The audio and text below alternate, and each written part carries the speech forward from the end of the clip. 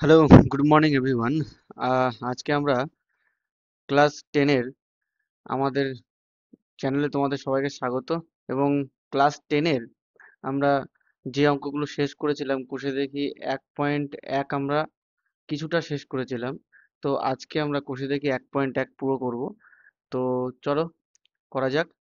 ঠিক আছে, আগের দিনের যে ভিডিওটা সেই ভিডিওটা তোমরা একটুখানি আমার চ্যানেলের প্লে লিস্ট থেকে দেখে নেবে।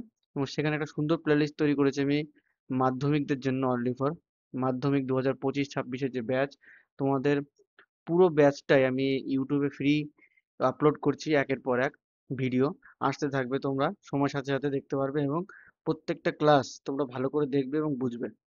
সব থেকে ইম্পর্টেন্ট বিষয় হলো যে আমার ক্লাসে তোমাকে পুরো প্রথম থেকে জুড়তে হবে, না হলে তুমি ধরতে পারবে না কিছু।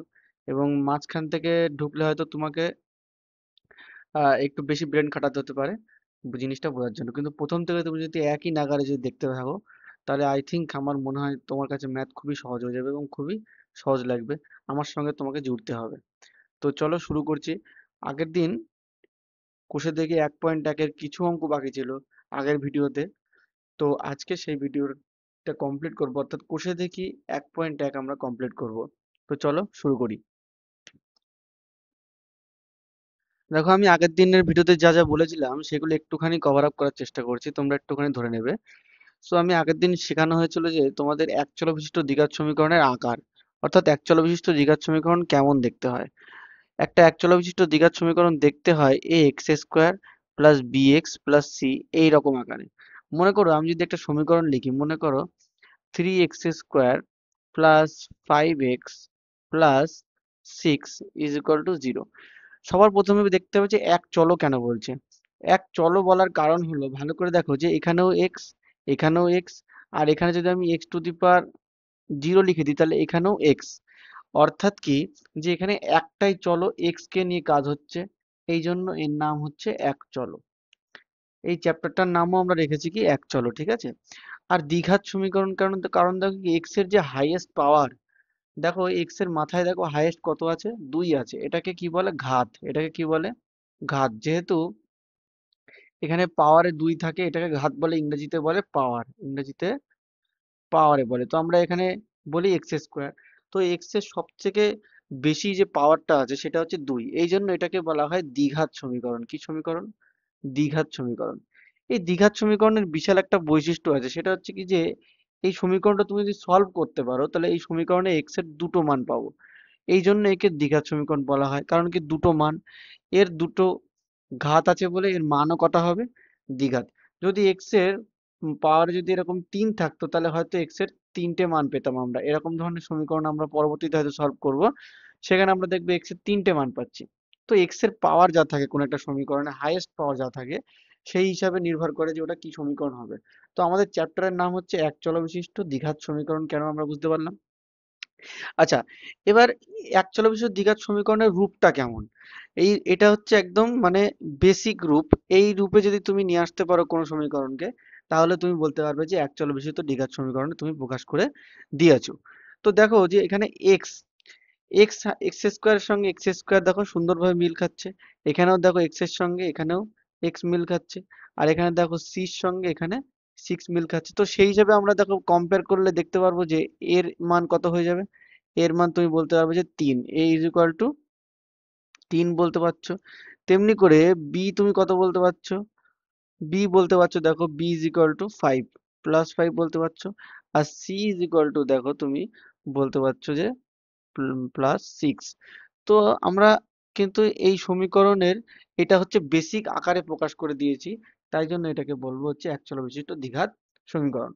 আগের ভিডিওতে আমি আরো কিছু এক্সট্রা জিনিস শিখিয়েছিলাম, মিডিল টার্ম শিখিয়েছিলাম। আশা করি মিডিল টার্ম তোমরা সবাই পারো, কারণ কি মিডিল টার্ম তোমাদের ক্লাস 8 থেকেই শেখানো হয়েছে এবং ক্লাস 9এও কিছু ছিল। তোমরা যদি না পেরে থাকো, না বুঝে থাকো, তাহলে প্লিজ এর আগের যে ভিডিওটা কোষে দেখি 1.1 এর আগের ভিডিওটা তোমরা একটুখানি প্লিজ একটু দেখে আসবে, ওখানে আমি সুন্দর করে মিডিল টার্ম করা শিখিয়েছি। তো ঠিক আছে, আর বেশি কথা না বলে আমরা চলে যাব যে অঙ্কগুলো পেন্ডিং ছিল আমাদের সেই অঙ্কগুলোর দিকে। তাহলে চলো আমরা সেই অঙ্কগুলোর দিকে চলে যাই। দেখো এক চল বিশিষ্ট দ্বিঘাত সমীকরণ এখানে তো আমি লিখেই দিয়েছি যে দ্বিঘাত সমীকরণ কেমন হয়, আর এর আকার তোমরা দেখতেই পাচ্ছ এখানে। সরাসরি চলে যাব অঙ্কে। দেখো আগের দিন 4 দাগ অব্দি শেষ করেছিলাম, আজকে শুরু করব 5 দাগ থেকে, ঠিক আছে? তো 5 দাগে প্রথম অঙ্কটায় আমাদেরকে কি বলছে? বলছে যে 42 কে এমন দুটি অংশে বিভক্ত করি যাতে এক অংশ অপর অংশের বর্গের সমান। এই জায়গাটা একটু খেয়াল করবে, এক অংশ অপর অংশের বর্গের সমান। তাহলে এই যে মনে করো 42 আমি লিখলাম, এই 42 দুটো ভাগে এমন ভাগে ভাগ করা হয়েছে যাতে একটা অংশ অপর অংশের বর্গের সমান হবে। তাহলে আমি মনে করি যে, তাহলে আমি লিখি যে মনে করি অপর অংশটি আমি যদি x ধরে নিই, আমি যদি লিখি মনে করি অপর অংশটি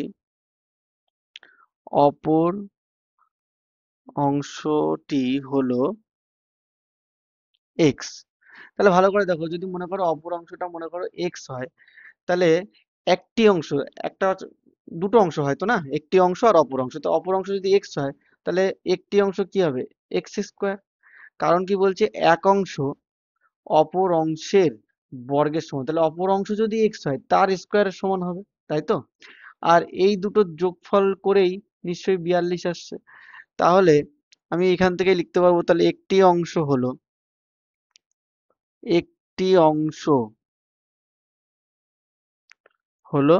এক্স স্কোয়ার। তাহলে আমি প্রশ্ন মতে কি বলতে পারবো? প্রশ্ন মতে আমি এটা বলতে পারবো যে এক্স স্কোয়ার প্লাস এক্স যদি আমি করি, তাহলে আমি পেয়ে যাচ্ছি 42। কারণ কি 42কে দুটো ভাগে এমনভাবে ভাঙা হয়েছে যে অপর অংশ একটি অংশের নাকি, বা একটি অংশ অপর অংশের বর্গের সমান। তাহলে আমি যদি 42কে এই পাশে নিয়ে চলে আসি সমান সমানের এ পাশে, তাহলে তুমি দেখবে কি হয়ে যাচ্ছে, -42। তাহলে এটা ইজ ইকুয়াল টু 0 হয়ে যাচ্ছে। ওকে, তাহলে দেখো এইটাই আমার কিন্তু একটা দ্বিঘাত সমীকরণে প্রকাশ করা হয়ে গেছে। আমাদের চেয়েছিল যে এক চল বিশিষ্ট দ্বিঘাত সমীকরণে প্রকাশ করতে হবে অঙ্কগুলো, ঠিক আছে? তো আমি যদি একটুখানি তোমাদেরকে এক্সট্রা বোঝাই, এইটুকুই খাতায় করলে হয়ে যাবে, পরীক্ষায় যদি আসে এইটুকু করলে হয়ে যাবে, কিন্তু আমি যদি বোঝাই যে কিভাবে দ্বিঘাত সমীকরণ তৈরি হলো, তাহলে তুমি ভালো করে খেয়াল করে দেখো আমাদের দ্বিঘাত সমীকরণের ফরম্যাট কি ছিল। A X square plus B X plus C is equal to 0।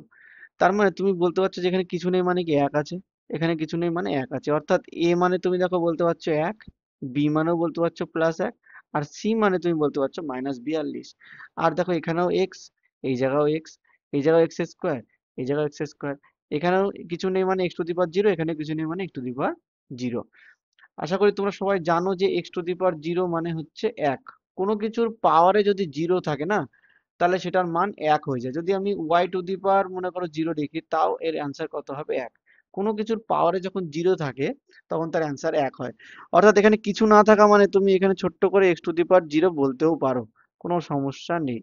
অর্থাৎ তাহলে তুমি দেখছো যে পাওয়ার একটু একটু করে কমতে থাকছে, প্রথমে দুই ছিল, তারপরে এক হলো পাওয়ার, তারপরে দেখো শূন্য হয়ে গেছে। তো এইভাবে দ্বিঘাত সমীকরণ তৈরি হয়। তো তাই জন্য আমি কম্পেয়ার করে বলতে পারছি যে অবশ্যই এটা একটা দ্বিঘাত সমীকরণে পরিণত হয়েছে। আশা করি তোমরা বুঝতে পেরেছো। চলো পরের অঙ্কে।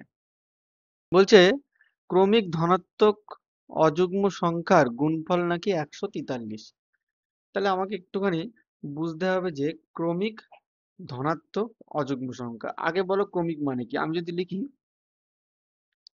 3, 5, 7, 9, 11, তাহলে এগুলো সব কি অযুগ্ম সংখ্যা? অযুগ্ম সংখ্যা মানে সোজা কথায় বলতে গেলে অযুগ্ম সংখ্যা মানে হলো বেজোড় সংখ্যা, যেগুলো হচ্ছে বেজোড়। তাহলে দেখো, দেখো 1, তারপরে 3, তারপরে 5, 5-এর পরে 7, 7-এর পরে 8, সরি 7-এর পরে 9, 9-এর পরে 11।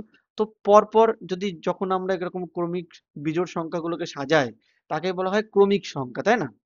তো তুমি যদি প্রত্যেকটার মাঝখানে গ্যাপ দেখো, তো দেখো একের সঙ্গে 2 যোগ করে 3 হয়েছে, 3-এর সঙ্গে 2 যোগ করে 5 হয়েছে, 5-এর সঙ্গে 2 যোগ করে 7, অর্থাৎ কি 2 2 এর গ্যাপ, তাই না?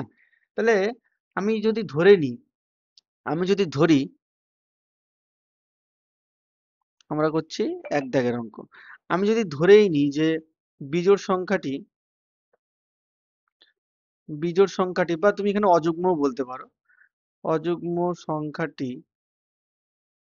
x, তাহলে তুমি বলবে যে তার পরের অযুগ্ম সংখ্যাটা কত হবে? কারণ কি এটা যদি x ধরে নাও, নিশ্চয়ই তার পরের অযুগ্ম সংখ্যাটা x+2 হবে। হবে কি হবে না বলো, তাই না? তারপরের সংখ্যাটা কত হবে? X plus two plus two, অর্থাৎ এক্স প্লাস ফোর বলতে পারো তুমি, তাই না? অর্থাৎ দুই দুই করে বাড়তে থাকবে। তাহলে আমি বলতে পারি বিজোড় সংখ্যাটি হলো এক্স, এবং অপর একটি বিজোড় সংখ্যা এক্স প্লাস টু। এই দুটো আমরা বলতে পারি, তাই তো? তাহলে এই দুটো সংখ্যার গুণফল যদি আমি করি তাহলে নাকি 143 হয়। তাহলে আমি বলতে পারি যে প্রশ্ন মতে, তাহলে আমি লিখবো যে প্রশ্ন মতে x into x plus two, তাহলে 143।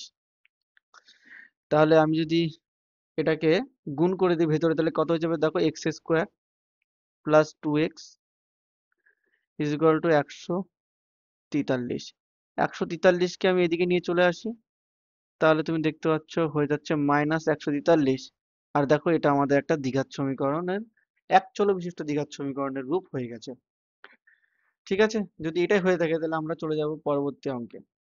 পরের অঙ্কে দেখো কি বলছে, যে দুটি ক্রমিক সংখ্যার বর্গের সমষ্টি। এইবার দেখো, কিন্তু দুটো ক্রমিক সংখ্যা বলেছে, অর্থাৎ পরপর, কিন্তু কোনো জোড় বা বিজোড় বলে দেয়নি। তাহলে জোড় বা বিজোড় যদি না বলে দেয়, তাহলে আমি এক, দুই, তিন, চার, পাঁচ, ছয় এরকম পরপর পরপর নিতে থাকবো, তাই তো? তাহলে আমি যদি দেখো প্রত্যেকটা সংখ্যার মাঝখানে গ্যাপ দেখো তো একটু খেয়াল করে, তুমি দেখবে যে একের একের গ্যাপ, অর্থাৎ এক এক করে বেড়েছে, তাই না? তাহলে একটা সংখ্যা যদি এক্স হয়, তাহলে অপর সংখ্যাটা আমি কি বলতে পারবো, এক্স প্লাস ওয়ান। তারপর সংখ্যাটা কি বলতে পারবো, এক্স প্লাস ওয়ান, তাই না? এরকম ভাবে নিশ্চয়ই চলতে চলতে থাকবে, অর্থাৎ এক এক করে বাড়ছে, তাই না?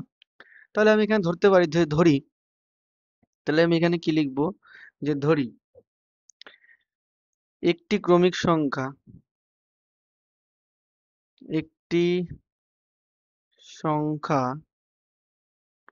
হলো এক্স ও অপর ক্রমিক সংখ্যা, ক্রমিক অর্থাৎ মানে পরপর, ক্রমিক সংখ্যা হলো এক্স প্লাস ওয়ান। আর প্রশ্ন মতে আমাদের কি বলে দিচ্ছে, বলছে এই দুটোর নাকি বর্গের সমষ্টি করতে হবে, এই দুটোর বর্গের সমষ্টি, অর্থাৎ এক্স এর square plus X plus one তার whole square is equal to নাকি কত হবে, 313। তাহলে দেখো এখানে বলবো যে আমি এক্স স্কোয়ার প্লাস, এটা দেখো একটা ফর্মুলায় পড়ে গেছে, এ প্লাস বি তার হোল স্কোয়ার। এ প্লাস বি তার হোল স্কোয়ারের ফর্মুলা যারা জানো না তার জন্য লিখে দিচ্ছি, এ square plus two A B plus B square. এটা হচ্ছে আমাদের এ প্লাস বি তার হোল স্কোয়ারের ফর্মুলা। তাহলে এখানে যদি ফেলি তাহলে কি হবে, x square plus two A B plus B square মানে একের স্কোয়ার এক, 313। তাহলে তুমি দেখো এক্স স্কোয়ার যোগে হয়ে যাবে টু এক্স স্কোয়ার প্লাস দুই অক্ষে হয়ে যাবে দুই, two x plus one is equal to 313। এবার আমি এই এককে এই পাশে পাঠিয়ে দিলাম, তাহলে বিয়োগ হয়ে গিয়ে 312 হয়ে যাবে। ওই 312কে আবার এই পাশে নিয়ে চলে আসছে, অর্থাৎ একবারে করে দিচ্ছি, অর্থাৎ two x square plus two x minus 312 হয়ে গেল ইজ ইকুয়াল টু লিখে দিলাম জিরো। এবার দেখো প্রত্যেকের থেকে তুমি দুই কমন নিয়ে নিতে পারো, তাহলে তুমি যদি দুই কমন নিয়ে নাও তাহলে কত পড়ে থাকবে, x square plus x minus দুই অক্ষে দুই, এক 11, পাঁচ দুগুনি 10, এক 12, ছ দুগুনি 12 ইজ ইকুয়াল টু জিরো। অর্থাৎ আমি এরকম বলতে পারি দুইটা গুণ অবস্থায় ছিল, ওপাশে গেলে ভাগ হয়ে যাবে, আর এইটা হয়ে যাবে একটা আমাদের এক চল বিশিষ্ট দ্বিঘাত সমীকরণ। ঠিক আছে, এটাই আমাদের অ্যান্সার। চলো পরের অঙ্ক। দেখো এই অঙ্কটা কি বলছে, যে একটি আয়তক্ষেত্রকার একটি আয়তকার ক্ষেত্রের কর্ণের দৈর্ঘ্য নাকি বলছে 15 মিটার, কর্ণ বলছে। তাহলে তুমি তো জানো যে কর্ণ কোনটা হয়, একটা আয়তক্ষেত্র যদি আমি আঁকি তাহলে আমার কর্ণ হয়ে যাবে ঠিক এইটা, আমার কর্ণ। এইটা বলে দিয়েছে হচ্ছে 15 মিটার, ভালো কথা। এ বলছে তার দৈর্ঘ্য প্রস্থ অপেক্ষা 3 সেন্টিমিটার বা সরি 3 মিটার বেশি। কি বলছে, দৈর্ঘ্য নাকি বেশি প্রস্থের থেকে, তাহলে কত বেশি, 3 বেশি। তাহলে প্রস্থকে যদি আমি এক্স ধরে নিই, তাহলে দৈর্ঘ্য তুমি বলবে যে এক্স প্লাস থ্রি। এটা তো একদম সাধারণ ভাবে বুঝতে পারছি, ভালো করে দেখো, বলছে দৈর্ঘ্য নাকি প্রস্থ অপেক্ষা 3 মিটার বেশি। তাহলে তোমরা নিশ্চয়ই জানো যে আয়তক্ষেত্রের কর্ণের দৈর্ঘ্যের একটা ফর্মুলা আছে। আয়তক্ষেত্রের কর্ণের দৈর্ঘ্যের একটা ফর্মুলা আছে। ফর্মুলাটা ছিল কি, রুট ওভার দৈর্ঘ্য স্কোয়ার, শর্টে লিখছি আমি, দৈর্ঘ্যের স্কোয়ার প্লাস প্রস্থের স্কোয়ার। এটাই ছিল আয়তক্ষেত্রের কর্ণের ফর্মুলা। তাহলে আমি লিখবো যে ধরি আয়তক্ষেত্রের আয়তকার ক্ষেত্রের প্রস্থ এক্স মিটার, অতএব আয়তকার ক্ষেত্রের দৈর্ঘ্য তাহলে কত হবে, এক্স প্লাস 3 মিটার। আচ্ছা, তাহলে প্রশ্ন মতে আমি কি বলতে লিখতে পারি বলো? প্রশ্ন মতে ডাইরেক্ট আমি লিখতে পারি যে আয়তক্ষেত্রের কর্ণের দৈর্ঘ্য মানে কি, রুট ওভার দৈর্ঘ্য স্কোয়ার, দৈর্ঘ্য স্কোয়ার মানে কি বলবা, এক্স প্লাস 3 তার হোল স্কোয়ার প্লাস প্রস্থ স্কোয়ার মানে তুমি বলবা যে x square is equal two, তুমি বলে দিচ্ছ যে 15 মিটার। তাহলে দেখো উভয়, এই পাশে রুট আছে, এই পাশে রুটটাকে যদি আমাকে উঠাতে হয় তাহলে উভয় পক্ষে আমাকে স্কোয়ার করে দিতে হবে। তো আমি উভয় পক্ষে স্কোয়ার করে দেবো, তাহলে আমার এই পাশে রুট উঠে যাবে, হয়ে যাবে কি এক্স প্লাস 3 তার whole square plus x square is equal to 15 square নিশ্চয়ই তোমরা জানো 225। তোমাদেরকে 1 থেকে 20 পর্যন্ত সমস্ত স্কোয়ার মুখস্থ রাখতে হবে, বুঝলে? এটা একটুখানি মুখস্থ করলে তোমাদের অঙ্ক বিশাল ফাস্ট হয়ে যাবে। আমি তোমাদের এর জন্য একটা ডেডিকেটেড ভিডিও নিয়ে আসবো, যে যে করে আমি শেখাবো যে কিভাবে ক্যালকুলেশন খুব তাড়াতাড়ি ফাস্ট করতে হয়, তার জন্য কি কি কি এক্সট্রা জিনিস করতে হয়, যেটা তোমাদের এক্সামে টাইম খুব বাঁচাবে। ঠিক আছে?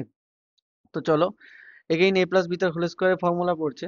তাহলে আমি বলবো এ স্কোয়ার প্লাস সূত্রের 2 A B plus B square, 3 এর স্কোয়ার 9 হয়ে যাবে, plus x square is equal two 225।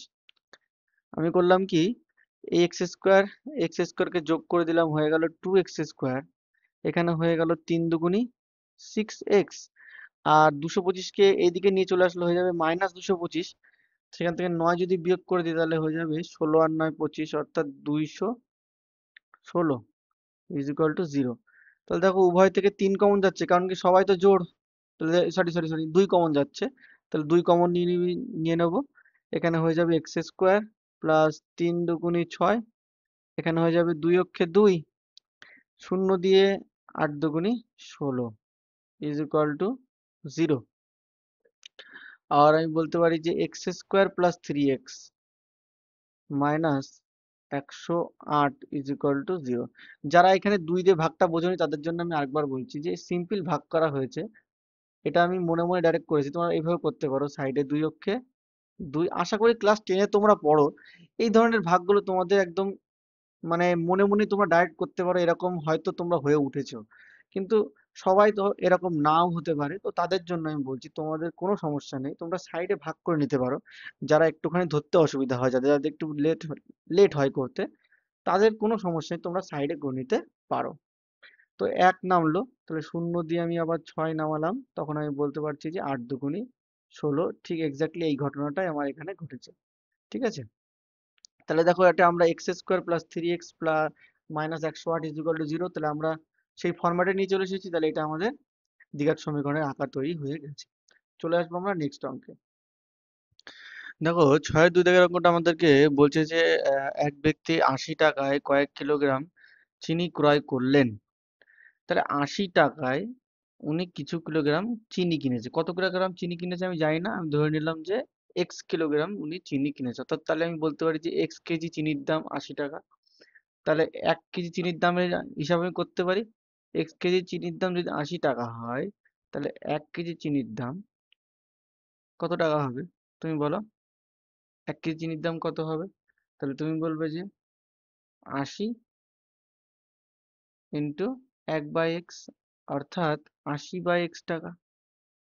এটা তো সবাই জানো, বেসিক ঐকিক নিয়ম, তাই তো? বেসিক ঐকিক নিয়ম। ঠিক আছে, এবার ঘটনা হয়েছে কি যে উনি 80 টাকা দিয়ে কি করছিল, এক্স কেজি চিনি কিনছিল। কিন্তু কি হয়েছে যে ওই টাকায় তিনি 4 কিলোগ্রাম চিনি যদি বেশি পেতেন, এইটা বলছে। তাহলে 80 টাকা উনি 80 টাকায় রেখেছেন, কিন্তু চিনি নাকি উনি 4 কেজি বেশি পাচ্ছে, অর্থাৎ আগে যা পাচ্ছিল তার থেকে 4 কেজি বেশি। অর্থাৎ আগে কেজি চিনির দাম ছিল 80 টাকা, এবার নাকি x+4 কেজি চিনির দাম হয়ে গেছে নাকি 80 টাকা। তাহলে 1 কেজি চিনির দাম কত হবে, তুমি আবার বলবে যে 1 কেজি চিনির দাম তাহলে হয়ে যাবে 80/x+4, এটাই নিশ্চয়ই হবে, তাই তো? এত টাকা। সো আমি অঙ্কটা কি বেসিক্যালি সাইড একটুখানি বোঝানোর চেষ্টা করলাম। তাহলে লেখাটা কি লিখবো? তাহলে লেখাটা লিখবো যে ধরি তিনি 80 টাকায় না লিখে এরকম ভাবে লিখি তাহলে ভালো হবে। ধরি তিনি x কেজি চিনি 80 টাকায় কেনেন, 80 টাকায় কেনেন। তাহলে আমি বলতে পারবো তাহলে তিনি 1 কেজি চিনি 80/x টাকায় কেনেন। ঠিক আছে?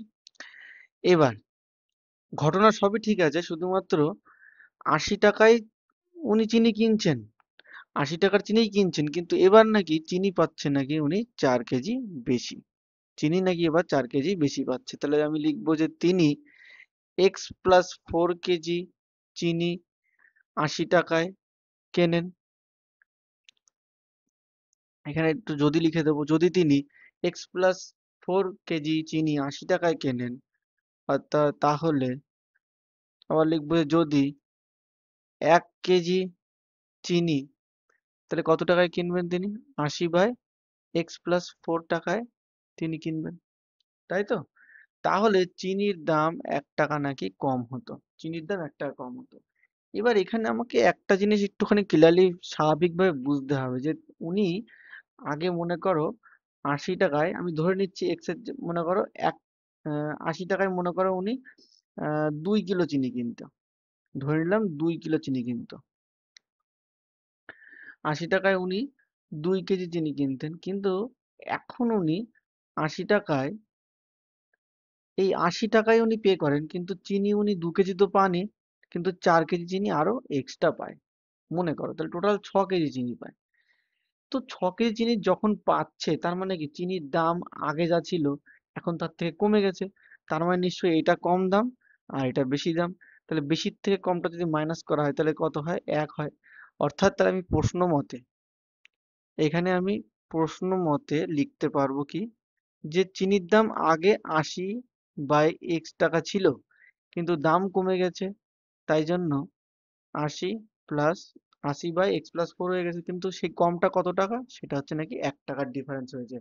তাহলে আমি এখান থেকে যদি সলভ করি, তাহলে আমি এখানে লসাগু করব নিচে x × x+4। এই ধরনের লসাগু করতে গেলে কি করতে হয়? এইটাকে করে দিতে হয় কোনাকুনি গুণ, এরকম। ঠিক আছে? তাহলে তুমি এটা কোনাকুনি গুণ করে দিলে হয়ে যাবে, দেখো 80x + 4 = 32, অর্থাৎ 320, আর এদিকে হয়ে যাবে -80x = 1। তাহলে তুমি এখানে +80x -80x কেটে দিলে, তাহলে এখানে কি পড়ে থাকবে? এই পাশে এটা গুণ করে ভিতরে ঢুকিয়ে দাও, আর এই পাশে ক্রস মাল্টিপ্লিকেশন করো। তাহলে যেহেতু এটা ভাগ ছিল, এই পাশে গেলে গুণ হয়ে যাবে। তাহলে আমি বলবো যে x² + 4x একদিকে হয়ে গেল, আর একদিকে আমাদের কাছে থাকলো 320। এটা কিছু নিচে নেই, কি মানে কি নিচে 1 আছে, তো এটা ক্রস মাল্টিপ্লিকেশন করে দিলে 320 অক্ষে 320, অর্থাৎ তাহলে আমি যদি করি, তাহলে আমাদের হয়ে যাচ্ছে x² + 4x -320 = 0। আর এইটাই আমার দ্বিঘাত সমীকরণের আকারে প্রকাশ করা হয়ে গেল। ঠিক আছে? প্রকাশ করা হয়ে গেল, এটাই অ্যান্সার। দেখো এই অঙ্কটা কি বলছে, যে দুটি স্টেশনের মধ্যে দূরত্ব নাকি 300 কিলোমিটার। তাহলে আমি মনে করো এখানে একটা স্টেশন আঁকলাম, এখানে একটা স্টেশন আঁকলাম, এই দুটো স্টেশনের মধ্যে ডিস্টেন্স কতটুকু? তুমি বললো যে 300 কিলোমিটার। বলছে একটি ট্রেন প্রথম স্টেশন থেকে সমবেগে দ্বিতীয় স্টেশনে গেল। তাহলে একটা ট্রেন এখান থেকে সমবেগে চলে গেল কোন দিকে? দ্বিতীয় স্টেশনের দিকে। কিন্তু কত বেগ, বেগ কিন্তু আমাদেরকে বলেনি। তাহলে আমি যদি ধরে নিই যে x কিলোমিটার পার আওয়ার, মনে করো এই বেগ নিয়ে মনে করো ট্রেনটা চলে গেল। ঠিক আছে, তাহলে আমি লিখি যে প্রথমে আমি লিখি যে ধরি ট্রেনটি x কিমি/ঘন্টা বেগ নিয়ে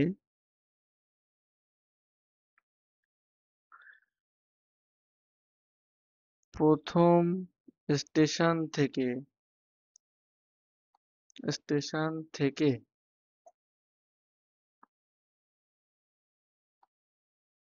দ্বিতীয় স্টেশনের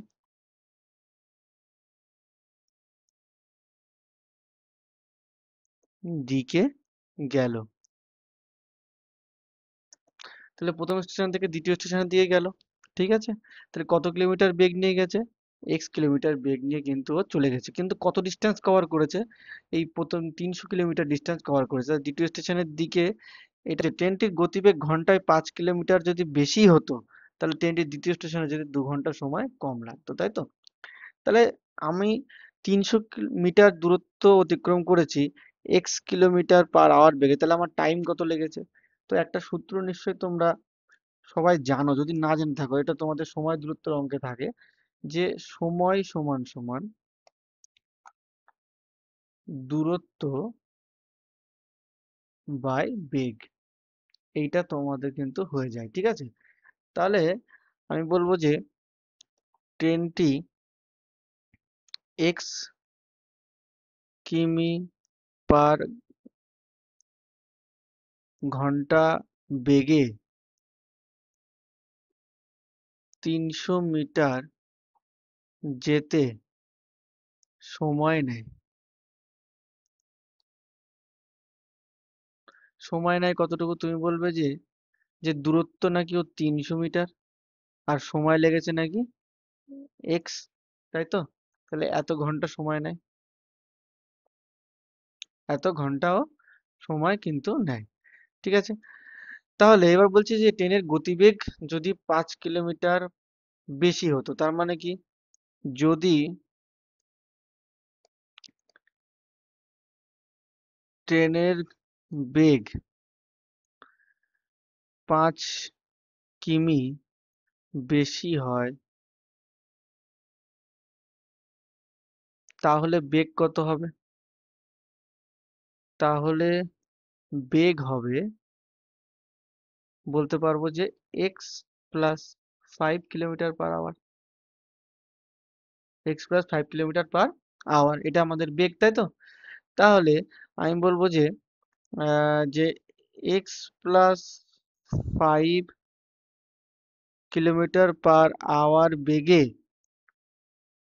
300 মিটার যেতে, মানে তার মানে ওই দূরত্বই, এই বেগ নিয়ে এবার, আগের বার গেছিল x কিলোমিটার বেগ নিয়ে, এবার যাচ্ছে হচ্ছে x+5 কিলোমিটার বেগ নিয়ে, ঠিক আছে। তাহলে আমি দেখবো যে ও কত টাইম নেয়, ঠিক আছে। তাহলে x+5 কিলোমিটার বেগে 300 মিটার যেতে কত সময় নেবে?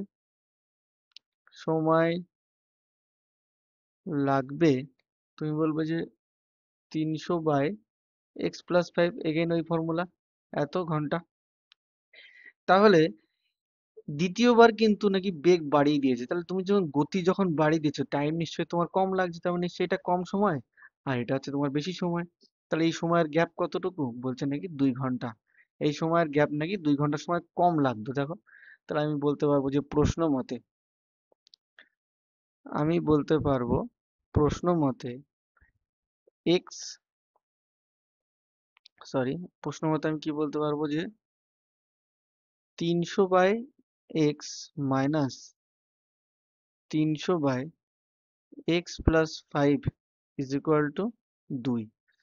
তাহলে সলভ করলে এখানে লসাগু চলে আসবে x × x+5।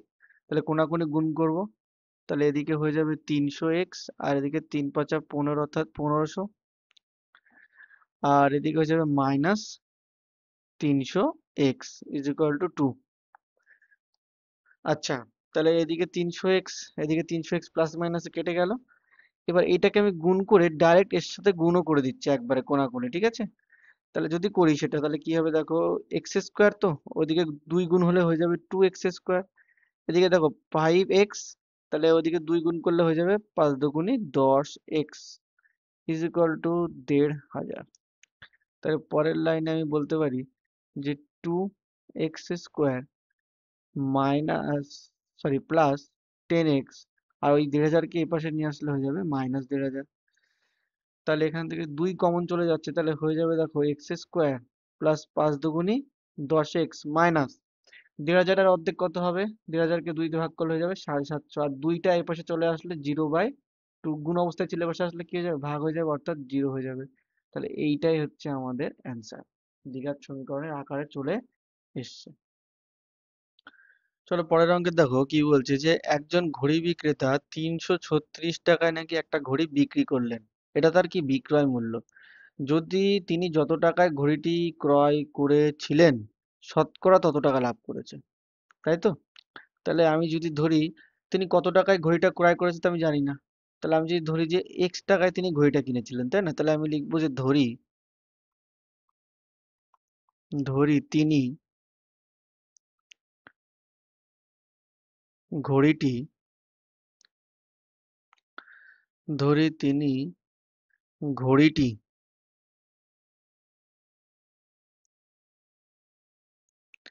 এক্স টাকায় কেনেন। আচ্ছা, উনি এক্স টাকায় কেনেন আর বিক্রি করেন কয় টাকায়? 336 টাকায়। তাহলে ওনার, এবং, দেখো, এবং তিনি ঘড়িটি 336 টাকায় বেচেন। তাহলে লিখবো অতএব তিনি লাভ করেন।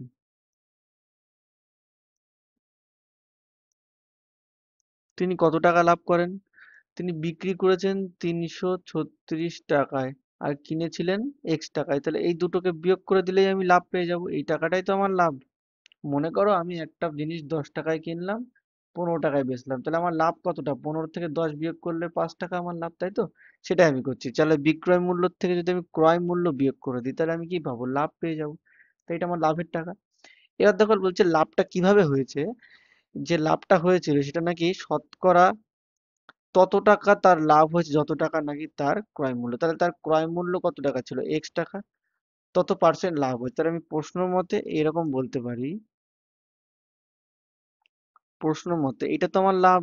তাহলে আমি একপাশে লাভের টাকাটা লিখলাম, 336 - এটা আমার লাভের টাকা। আর এদিকে আমি যে বলছি যে তার ক্রয় মূল্য নাকি এক্স টাকা, তার নাকি X% নাকি ও লাভ করেছে। কারণ কি বলছে, তিনি যত টাকায় ঘড়িটি ক্রয় করেছেন, আমি ধরেছি কি তিনি এক্স টাকায় ঘড়িটা ক্রয় করেছেন, তার শতকরা নাকি X%। তাহলে অর্থাৎ তার শতকরা তত পার্সেন্ট, মানে যত টাকা ক্রয় মূল্য তত টাকা। তাহলে এক্স টাকা ক্রয় মূল্য হলে X% উনি লাভ করেছেন, তাহলে X × X%। তাহলে আমি এখান থেকে কি বলতে পারছি, যে 336 - X, আর এটাকে এপাশে নিয়ে চলে আসছি, তাহলে এটা হয়ে যাবে x², কারণ কি, আচ্ছা একবারে আমি করছি না, আরেকটা লাইন এক্সট্রা করি, লাইন জাম্প আমি করতে চাইছি না। তো দেখো আমি এখানে X% মানে কি বলতে পারো? x/100। তোমরা নিশ্চয়ই শতকরা অঙ্কে শিখেছো যে পার্সেন্ট থাকা মানেই আহ হরে 100 চলে যায়। তাহলে দেখো আমি এটা দুটোকে গুণ করে দিলে হয়ে যাবে কত? x²/100, ওটাকে এপাশে নিয়ে চলে আসছে। বা এপাশে না নিয়ে আসলেও হবে। এই ক্যালকুলেশনটা আমরা এইভাবে করতে পারি, 336 - X x²/100। দেখো নিচের এই 100টাকে আমাকে কাটাতে হলে এখানে 100 দিয়ে আমাকে গুণ করতে হবে নিশ্চয়ই। তাহলে এই পাশে যদি আমি 100 দিয়ে গুণ করি, তাহলে এই পাশে 100 দিয়ে গুণ করতে হবে। তাহলে উভয় পক্ষে আমি 100 দিয়ে গুণ করে দেবো। তাহলে 100 ইন্টু 336 - X x²/100 ইন্টু 100। তাহলে এটা কেটে গেল। তাহলে আমি পেয়ে গেলাম, এই জিনিসটাকে এবার গুণ করে দিই ভিতরে। তাহলে ভিতরে গুণ করে দিলে হয়ে যাবে 3000, সরি এটা হয়ে যাবে 33,600 minus 100x is equal two x²।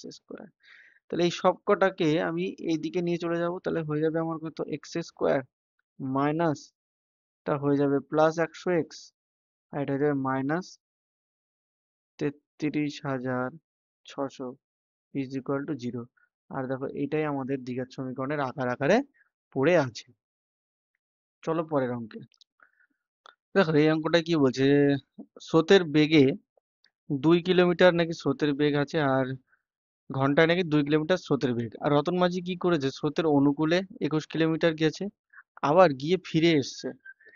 তাহলে বলছে নাকি 10 ঘন্টা সময় ওনার লেগেছে। তো ভালো করে দেখো, স্রোতের অনুকূল মানে কি আগে ভালো করে বুঝো। মনে করো একটা নৌকা, এইদিকে মনে করো স্রোত চলছে, আমার স্রোত চলছে আমার এই দিকটায়, কোন ডাইরেকশনে, এই ডাইরেকশনে। তো যেদিকে স্রোত চলছে নৌকাটা মনে করো সেই দিকেই মনে করো চলছে।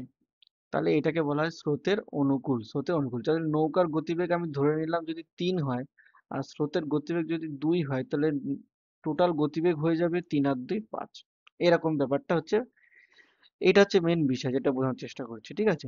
অর্থাৎ স্রোতের অনুকূলে যদি নৌকা চলে, তাহলে গতিবেগ সবসময় কিন্তু অ্যাড হয়ে যাবে।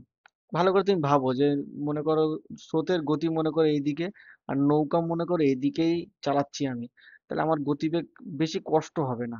আমাকে নৌকা চালাতে গেলে কিন্তু বেশি কষ্ট হবে না, আমি আরামসে নৌকা চালিয়ে যেতে পারবো। কারণ কি, স্রোতের যে বেগ আছে না, সেই বেগটা আমাকে এক্সট্রা ঠেলে নিয়ে যেতে সাহায্য করবে। ঠিক এর উল্টোটাই হচ্ছে স্রোতের অনুকূল। মনে করো স্রো- স্রোত মনে করো চলছে আমার এই দিকে, স্রোত মনে করো আমার চলছে এইদিকে, আর আমি যাচ্ছি মনে করো এই দিকে। স্রোত আমার চলছে এইদিকে আর আমি যাচ্ছি এই দিকে। তাহলে দেখো, স্রোত একদিকে ঠেলছে আর আমি ঠেলছি একদিকে, তখন কিন্তু বিয়োগ হয়ে যাবে, গতিবেগ কি হয়ে যাবে, বিয়োগ হয়ে যাবে। মনে করো স্রোতের গতিবেগ মনে করো 3, আর আমার গতিবেগ মনে করো 2, তখন কি হয়ে যাবে, 3 - 2, এরকম ব্যাপারটা বিয়োগ হয়ে যাবে। কারণ কি, দুজনে দুজনের বিপরীতে কাজ করছে, তাই তো? এটা হচ্ছে কনসেপ্ট। এবার চলো অঙ্কে আসি, অঙ্কে আমাদের কি বলছে। দেখো, অঙ্কে যেটা বলছে সেটা আমাদের কিন্তু স্রোতের বেগটাই শুধু বলে দিয়েছে নাকি ঘন্টায় 2 কিলোমিটার, কিন্তু নৌকার বেগ কিন্তু বলে দেয়নি, তাই তো? তাহলে আমি লিখে নিই যে ধরি, তাহলে আমি এটা একটু ধরে নিই যে ধরি অনুকূলে, অনুকূলে না ধরে আমি এরকম ধরি যে নৌকার বেগ, ধরি নৌকার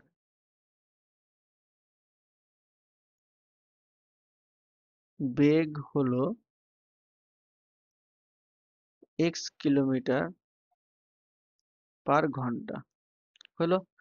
তাহলে আমি দেখবো যে অনুকূলে ওর গতিবেগ কত হয়ে যাবে। অনুকূলে, কার অনুকূলে, স্রোতের। একটুখানি লিখতে হবে, স্রোতের অনুকূল। তাহলে স্রোতের অনুকূলে ওর বেগ কত দাঁড়ালো।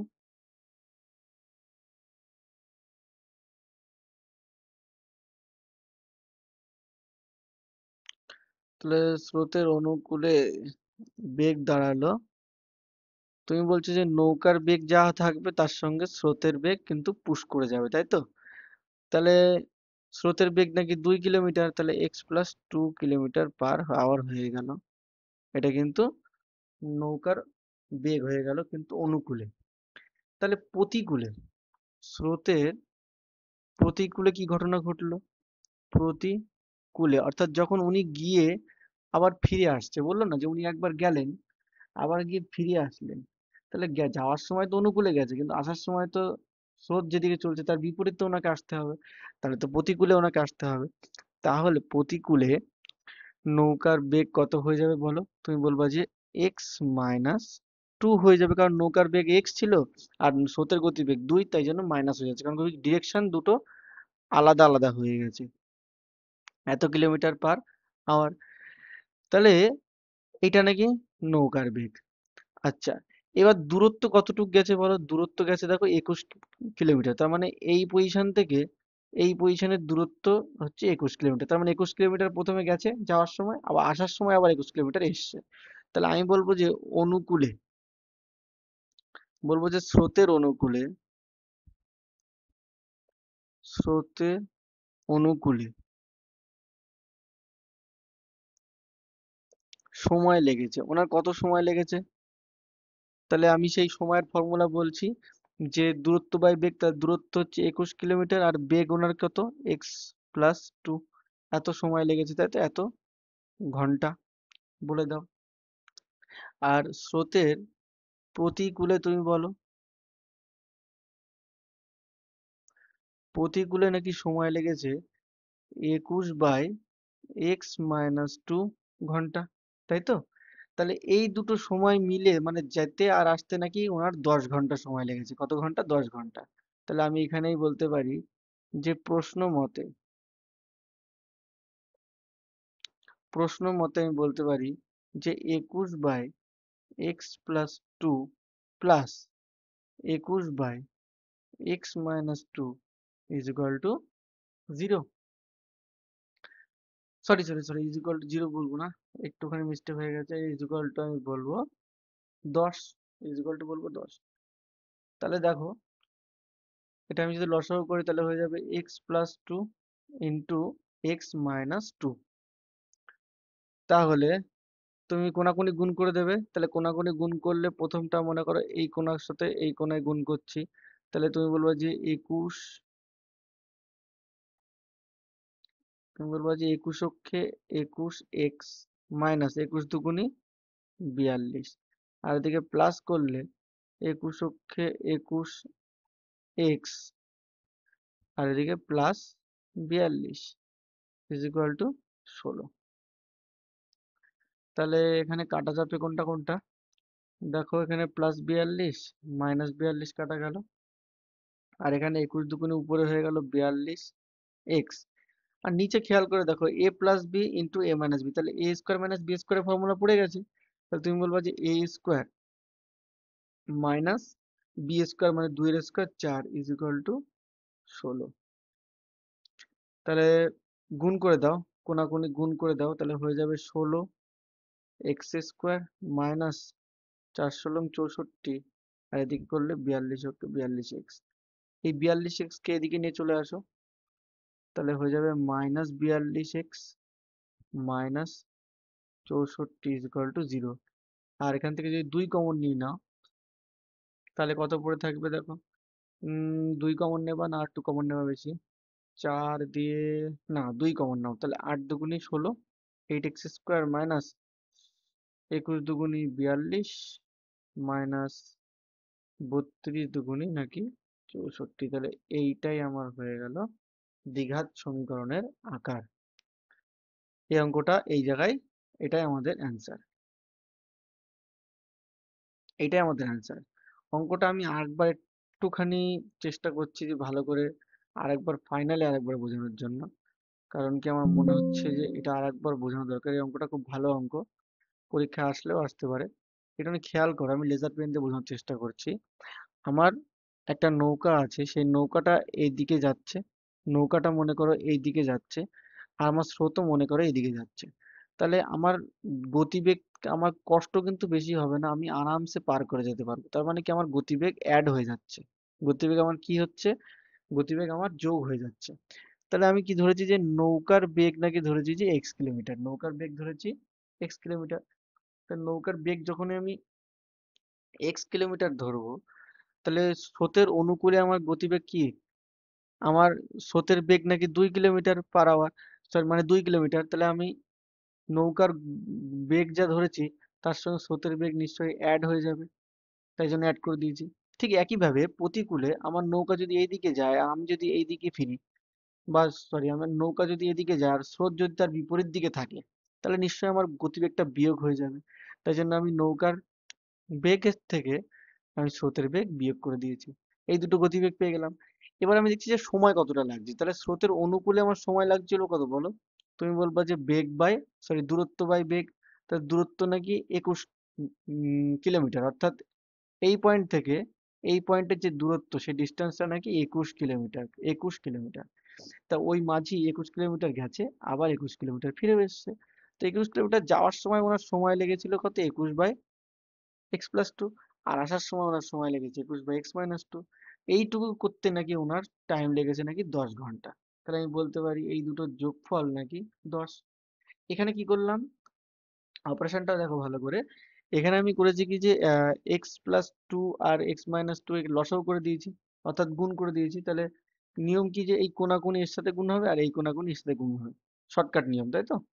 তাহলে আমি কি করেছি, কোনাকুনি গুণ করে দিয়েছি, 21 আর 21 দুগুণি -42, ঠিক আছে?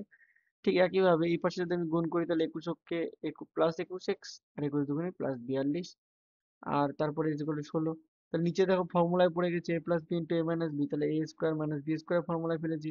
আর উপরে এটা কেটে গেল, আর 21 আর 21 হয়ে গেল কত, প্লাস 42x। তারপরে বাকিগুলো তো ক্যালকুলেশন তোমরা আই থিঙ্ক বুঝতে পেরেছো।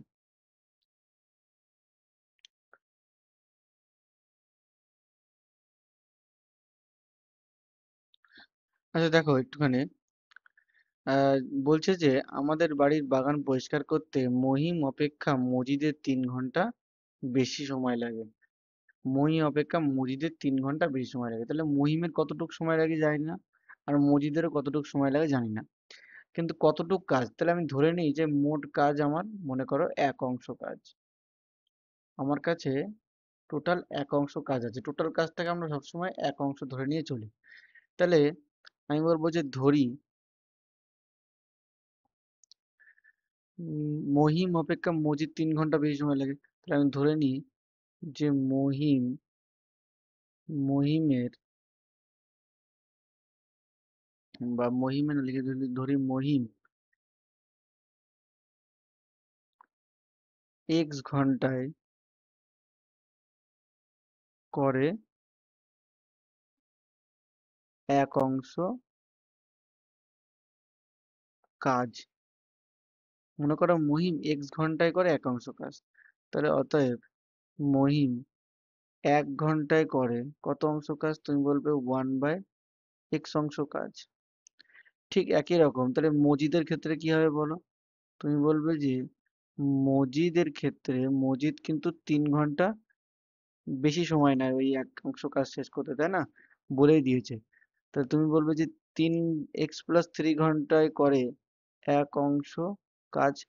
তাহলে মজিদ 1 ঘন্টায় করবে 1/x+3 অংশ কাজ। এটুকু আমরা ক্লিয়ার? আচ্ছা এইবার দেখো এই জায়গাটা বলছি যে উভয়ে একসঙ্গে কাজটি 2 ঘন্টায় শেষ করতে পারে।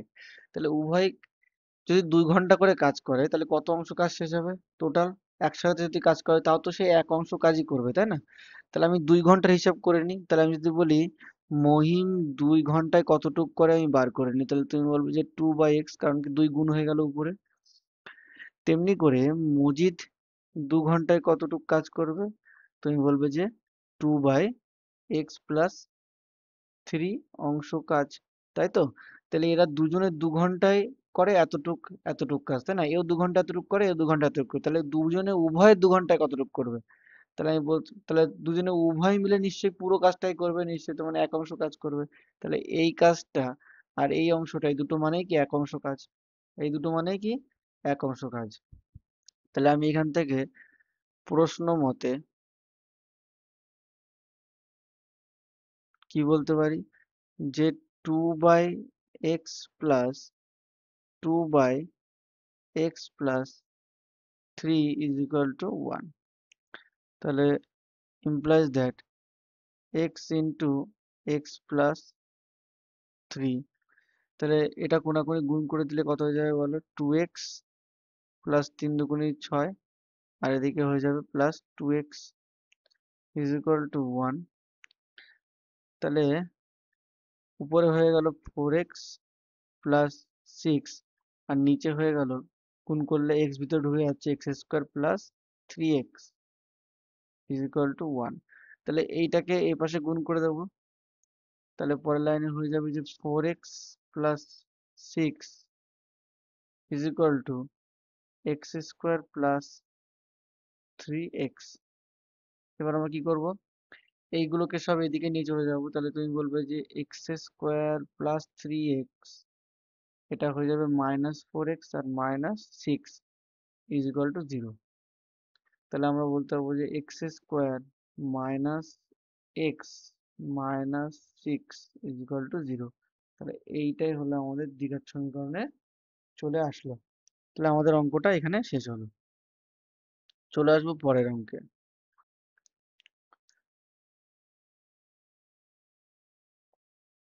আচ্ছা দেখো, এই অঙ্কটা আমাদেরকে বলছে যে দুই অঙ্ক বিশিষ্ট একটি সংখ্যায় একক স্থানীয় অঙ্ক দশক স্থানীয় অঙ্ক থেকে 6 বেশি, তাই তো? তাহলে আগে তুমি একটা জিনিস দেখো, মনে করো আমি একটা সংখ্যা নিলাম, মনে করে নিলাম 25 একটা সংখ্যা নিলাম। তুমি নিশ্চয়ই জানো এটাকে একক বলে, এইটাকে দশক বলে। তো একক আর দশক এমনি এমনি বলে না, বলার কারণ হচ্ছে দশক মানে দশকের ঘরে যে সংখ্যা থাকে তাকে 10 দিয়ে গুণ করা হয়, আর একক মানে এককের ঘরে যে সংখ্যা থাকে তাকে 1 দিয়ে গুণ করা হয়, করে যোগ করা হয়। এটা তোমরা ছোটবেলায় পড়েছো যে এটা অ্যাকচুয়ালি এরকম। দশক হয় তৈরি হয় এভাবে: 2 গুণ 10 অর্থাৎ 20, আর 5 গুণ 1 is equal two 1, is equal two 5 তো 20 আর 5 যোগ করে হয় 25, অর্থাৎ এটা হচ্ছে স্থানীয় মান বলা হয়। 2 এর স্থানীয় মান হচ্ছে কত, অ্যাকচুয়ালি 20, তাই তো? অর্থাৎ দশক মানে হচ্ছে 10 দিয়ে গুণ, একক মানে হচ্ছে 1 দিয়ে গুণ। তো দশকের ঘরে, স্পেশালি যদি দশকের ঘরে কত ভ্যালু আছে, তাহলে আমি বের করতে গেলে কত বলবো, দশকের ঘরে 20 ভ্যালু আছে, ঠিক আছে? তো এটা তো বেসিক জিনিস, একদম বেসিক কনসেপ্ট, তোমরা ছোটবেলায় শিখেছো। তো এখন দেখো যে আমি যদি ধরে নিব যে দুই অঙ্কের একটি সংখ্যায় একক স্থানীয় অঙ্ক দশক স্থানীয় অঙ্কের থেকে 6 বেশি, তাহলে আমি যদি একক স্থানীয় অঙ্ক মনে করো যদি এক্স ধরে নিই, একক স্থানীয় অঙ্ক যদি আমি এক্স ধরে নিই, তাহলে আমার দশক স্থানীয় অঙ্ক আমার কত হবে? আচ্ছা, 6 বেশি এবং অঙ্কটার গুণফল সংখ্যাটির চেয়ে 12 কম, সংখ্যাটির চেয়ে 12 কম। আচ্ছা, তাহলে যদি আমি ধরি যে একক স্থানীয় অঙ্ক, এক একক স্থানীয় অঙ্ক না, যেহেতু বলছি যে একটি সংখ্যা একক স্থানীয় অঙ্ক দশক স্থানীয় অঙ্ক থেকে 6 বেশি, তাহলে আমি যদি ধরে নিই যে ধরি দশক স্থানীয় সংখ্যা, দশক স্থানীয় সংখ্যাটাকে যদি আমি এক্স ধরে নিই, এক্স, তাহলে একক স্থানীয়, অতএব আমি একক স্থানীয় সংখ্যা কি বলবো? একক স্থানীয় সংখ্যা আমি কি বলবো? এক্স প্লাস 6, কারণ কি 6 বেশি বলে দিয়েছে। তাহলে সংখ্যাটা কি হবে? তাহলে সংখ্যাটি হবে, দেখো সংখ্যাটা কি হবে, তুমি দেখো যদি এটা একক হয়, এটা যদি দশক হয়, তুমি এককের ঘরের সংখ্যা ধরেছো কত, এক্স প্লাস 6, আর দশক ধরেছো কত, এক্স। তার মানে যদি স্থানীয় মান বের করো, ভ্যালু বের করো, তাহলে কি এটা অ্যাকচুয়ালি 10x, আর এটা অ্যাকচুয়ালি এর সাথে 1 গুণ করলেই এটাই পড়ে থাকবে। তাহলে যে আসল সংখ্যাটা কত হবে, এইটাই হচ্ছে আসল সংখ্যাটা, 10x plus X plus C. তো তাহলে সংখ্যাটি কত হবে, তুমি বলবে 10x প্লাস এক্স প্লাস 6, তাহলে হয়ে যাচ্ছে 11x প্লাস 6, ঠিক আছে? এবার বলছে যে এবং অঙ্কদ্বয়ের গুণফল সংখ্যাটির চেয়ে 12 কম, সংখ্যাটির থেকে 12 কম, তাহলে অঙ্কদ্বয়ের গুণফল কত হবে? তাহলে তুমি একটুখানি লেখো যে অঙ্কদ্বয়ের গুণফল, তাহলে অঙ্কদ্বয়ের গুণফল হবে কত? এক্স ইন্টু এক্স প্লাস 6, এটা হচ্ছে অঙ্কদ্বয়ের গুণফল। এইটা নাকি সংখ্যাটির চেয়ে 12 কম, সংখ্যাটির থেকে 12 কম আছে, তাই না? তাহলে তুমি প্রশ্ন মতে কি বলতে পারবে?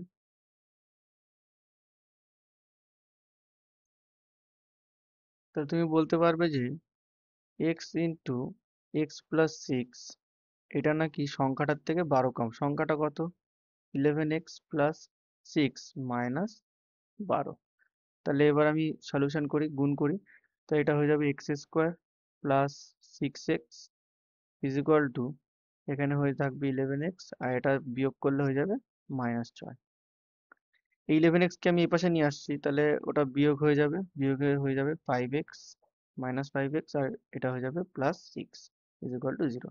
তো এইটা আমাদের দ্বিঘাত সমীকরণের আকার পরিণত হয়ে গেছে, ঠিক আছে?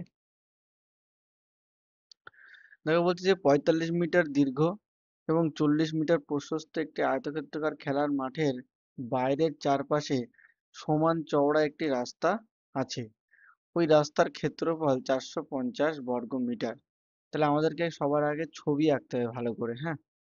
বলছে যে 45 মিটার দীর্ঘ একটা আয়তক্ষেত্র আর 40 মিটার প্রশস্ত একটি আয়তক্ষেত্রাকার খেলার মাঠ, তার মানে কি, যে একটা রাস্তা আমাকে বাইরে দিয়ে দিতে হবে, তো এই রাস্তার ক্ষেত্রফল আমাকে বলে দিয়েছে। মনে করো এই হলো আমার সেই রাস্তাটা,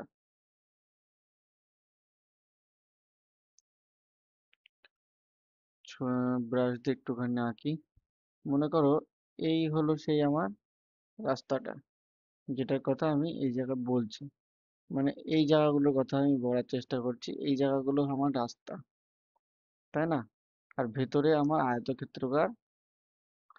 আয়তক্ষেত্রকার জমি হচ্ছে আমার ভেতরে। তাহলে এই রাস্তার দৈর্ঘ্য বলে দিয়েছে 45, আর প্রস্থ বলে দিয়েছে 40 মিটার, তাই তো? এইটুকু আমাদেরকে বলে দিয়েছে। তাহলে আমরা এবার করবোটা কি? আমাদেরকে বার করতে বলেছে যে এবং রাস্তার ক্ষেত্রফল দিয়ে দিয়েছে, রাস্তার ক্ষেত্রফল দিয়েছে কত দেখো, 450 বর্গমিটার, তাই না? তাহলে এখান থেকে একটা সম্পর্ক বার করতে হবে। তাহলে একটা জিনিস ভালো করে দেখো, রাস্তার ক্ষেত্রফল বার করার আগে আমাকে একটা জিনিস বলো। এই যে হলুদ অংশ তোমরা দেখতে পাচ্ছ, হলুদ কালারের যে বড় আয়তক্ষেত্রটা, ওটাও নিশ্চয়ই একটা আয়তক্ষেত্র। আর এই সাদা কালারের এটাও একটা আয়তক্ষেত্র। যদি তুমি এই হলুদ কালারের ক্ষেত্রফলের থেকে যদি সাদা কালারের ক্ষেত্রফল বাদ দিয়ে দিতে পারো, তাহলেই তোমার রাস্তার ক্ষেত্রফল বেরিয়ে যাবে। আর রাস্তার ক্ষেত্রফল তো অলরেডি দেওয়া আছে, তাহলে সেটাই আমি সমীকরণ বানাতে পারবো। তাহলে এই জিনিসটা যদি আমি অ্যাপ্লাই করি, তাহলে আমাকে শুধু একটা জিনিস দেখতে হবে যে এই রাস্তাটা এদিকে কতটুক চওড়া, আর এদিকে কতটুক চওড়া, আর এদিকে কতটুক চওড়া, আর এদিকে কতটুক চওড়া, এদিকে কতটুক চওড়া। অর্থাৎ আমাকে দেখতে হবে যে রাস্তাটা চওড়া কতটুকু। যেহেতু এটা বলে দেওয়া নেই, তাই আমি ধরে নেবো তাহলে রাস্তাটি এক্স মিটার চওড়া। তাহলে আমি ধরে নেবো কি রাস্তাটা এক্স মিটার চওড়া। তাহলে আমি এখানে লিখবো, ধরি রাস্তাটি এক্স মিটার চওড়া রাস্তা। রাস্তাটা কত মিটার চওড়া? এক্স মিটার চওড়া। তাহলে এই দিকেও যদি মনে করো এক্স, আর এই দিকেও যদি এক্স হয়, তাহলে দুদিকে বেড়ে যে কত হয়ে যাবে? 45 তো এইটুকু ছিলই, আর এদিকেও এক্স বাড়লো, এদিকেও এক্স বাড়লো, তাহলে দৈর্ঘ্য হয়ে গেল কত বলো? 45 প্লাস 2x হয়ে গেল। তাহলে আমি বলবো যে আহ, রাস্তা সহ, কারণ কি রাস্তা সহ একটা আয়তক্ষেত্র, তাই না? আয়তক্ষেত্রের আয়তক্ষেত্রের দৈর্ঘ্য হয়ে যাবে, তুমি এইভাবে দেখাবে যে 45 প্লাস এক্স বেড়েছে ওই সাইডে, এক্স বেড়েছে এই সাইডে, তাহলে হয়ে যাবে 45 প্লাস 2x মিটার। এটা হয়ে যাবে রাস্তার সহ। ঠিক একইভাবে বলবো রাস্তা সহ আয়তক্ষেত্রের প্রস্থ। তাহলে প্রস্থ কত হবে? তুমি বলবে যে এদিকে তো 40 ছিলই, তার সঙ্গে এই দিকে এক্স বেড়েছে, আর উপর দিকেও এক্স বেড়েছে, তার মানে কি প্লাস এক্স, যেহেতু এক্স মিটার চওড়া রাস্তা, তাহলে 40 প্লাস 2x হয়ে গেল এর প্রস্থ। অর্থাৎ এইটা হয়ে গেল, এই যে এই বাহুটা আমার হয়ে গেল কত? হয়ে গেল আমার 40 প্লাস 2x, এইটা হয়ে গেল। তাহলে আমি বলবো যে রাস্তা সহ আয়তক্ষেত্রের ক্ষেত্রফল, তুমি বলবে যে দৈর্ঘ্য গুণ প্রস্থ, তাহলে দৈর্ঘ্য এটা, প্রস্থ এটা, দুটোকে গুণ করে দিতে হবে। অর্থাৎ 45 plus 2x into 40 plus 2x বর্গ মিটার, হয়েছে? আচ্ছা, এটা গেল রাস্তা সহ, অর্থাৎ পুরো আয়তক্ষেত্রটা, হলুদ আয়তক্ষেত্রটা ক্ষেত্রফল। তার থেকে আমি বাদ দেবো সাদা আয়তক্ষেত্রের ক্ষেত্রফল, ছবি অনুযায়ী বলছি। তাহলে আমি বলবো যে রাস্তা ছাড়া, এটা তো রাস্তা ছাড়া, এটা তো রাস্তা ছাড়া, তাহলে আমি বলবো যে রাস্তা ছাড়া আয়তক্ষেত্রের ক্ষেত্রফল। তাহলে কি দৈর্ঘ্য গুণ প্রস্থ, ক্ষেত্রফলের সূত্র কি দৈর্ঘ্য গুণ প্রস্থ। তাহলে দৈর্ঘ্য ছিল কত? 45, আর প্রস্থ ছিল 40, তাহলে বর্গ মিটার এত বর্গ মিটার। এবার তাহলে আমরা প্রশ্ন মতে কি লিখতে পারি? তাহলে আমরা লিখবো প্রশ্ন মতে, দেখো প্রশ্ন মতে লিখতে পারি যে পুরো বড় ক্ষেত্রফলটার থেকে যদি ছোট ক্ষেত্রফল, আয়তক্ষেত্রের ক্ষেত্রফল যদি বাদ দিই, তাহলেই আমাদের পড়ে থাকবে রাস্তার ক্ষেত্রফল। রাস্তার ক্ষেত্রফল বইতে বলে যে 450, তাহলে আমি লিখবো যে 45 plus 2x into 40 plus 2x minus 45 into 40 is equal two দাঁড়াবে আমাদের কত, 450। তাহলে এখান থেকে আমাদের একটা বড়সড় ক্যালকুলেশন করতে হবে। তাহলে চলো গুণ করি। তাহলে 45 দিয়ে গুণ করলে শূন্য, 4 5 আর 20, শূন্য হাতে আমার 2, 4 4 16 আর 2 18, প্লাস 45 দুগুণি 90x, 40 দুগুণি হয়ে গেল 80x, plus 4x square, plus 4, 2 দুগুণি 4, অর্থাৎ এই 2 দিয়ে যখন করছি তাহলে কত হয়ে যাবে, 4x স্কোয়ার, মাইনাস এই গুণটা করলে কত হবে বলো, তুমি একটু করে আসলে এই গুণটা হয়ে যাবে কত, 1800 ইজ ইকুয়াল টু 450। তাহলে তুমি দেখতে পাচ্ছ যে প্লাস 1800 মাইনাস 1800 কেটে গেল, আর এদিকে হয়ে গেল কত, 4x স্কোয়ার। দেখো 80x আর 90x করলে কত হবে, 9 আর 8 17, অর্থাৎ 170x মাইনাস 450, কারণ কি ওই পাশের এই 450টাকে আমি এই পাশে নিয়ে এসে মাইনাস করে দিলাম, হয়ে গেল। তাহলে প্রত্যেকের থেকে আমি 2 কমন নিতে পারি, তাহলে এটা হয়ে যাবে 2x স্কোয়ার, এটা হয়ে যাবে 8 দুগুণি 16, 1 10, 5 দুগুণি 10, আর এটা হয়ে যাবে দেখো 2 দুগুণি 4, 25 দুগুণি 50, অর্থাৎ 225। তাহলে এইটাই হবে আমাদের অ্যান্সার, এইটাই হবে আমাদের কারেক্ট অ্যান্সার। বোঝা গেছে? এই চ্যাপ্টার আমাদের শেষ হলো। কষে দেখি 1.1 আমাদের কমপ্লিট ভাবে শেষ হলো।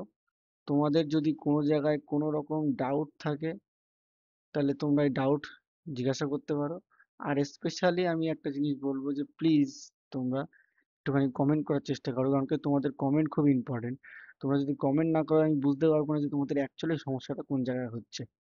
লেখায় সমস্যা হচ্ছে, লেখা পড়তে সমস্যা হচ্ছে, সাউন্ড কোয়ালিটিতে সমস্যা হচ্ছে, বা অঙ্ক বুঝতে সমস্যা হচ্ছে, কোন জায়গায় সমস্যা হচ্ছে একটুখানি আমাকে ভালো করে ক্লারিফাই করলে আই থিঙ্ক আমি তোমাদের জন্য আরো ভালো ভিডিও নিয়ে আসব। এবং আমি চেষ্টা করব যে মাধ্যমিক পরীক্ষার আগে আগে যাতে সমস্ত ক্লাসগুলো আমি এর ভিতরে তুলে দিতে পারি। ঠিক আছে, আমি চেষ্টা রাখবো, কিন্তু আশা করছি যে আমি এখানে সব ক্লাসই আস্তে আস্তে আস্তে আস্তে আপলোড করে দেবো। তোমরা পরপর পরপর সমস্ত রকম ক্লাস পেয়ে যাবে। এটা হলো কোষে দেখি 1.1 এর পার্ট 2 ভিডিও, যেখানে কোষে দেখি 1.1 কমপ্লিট ভাবে শেষ করা হলো। আমার ইউটিউব চ্যানেল ম্যাথ ফ্রেন্ডজিতে তোমরা যাবে এবং সেখানে গিয়ে তোমরা কিন্তু প্লে লিস্টে সার্চ করবে, তাহলে পেয়ে যাবে। আজকে তাহলে এই অবধি থাকলো। বাই বাই, গুড না, গুড